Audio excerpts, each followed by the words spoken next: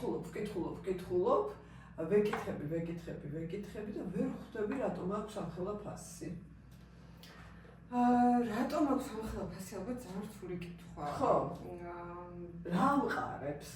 მოთხოვნა სავარაუდოდ ადამიანების რეიტინგი?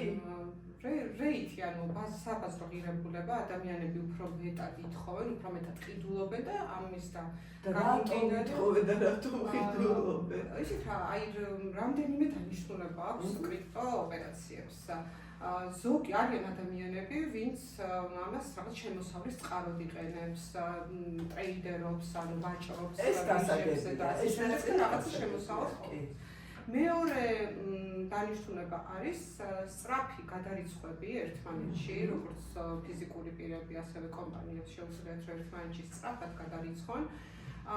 და ამის მიზეზი ის არის, რომ ეს ყველაფერი ეს ოპერაციები ხდება ბანკების გვერდის ავლით.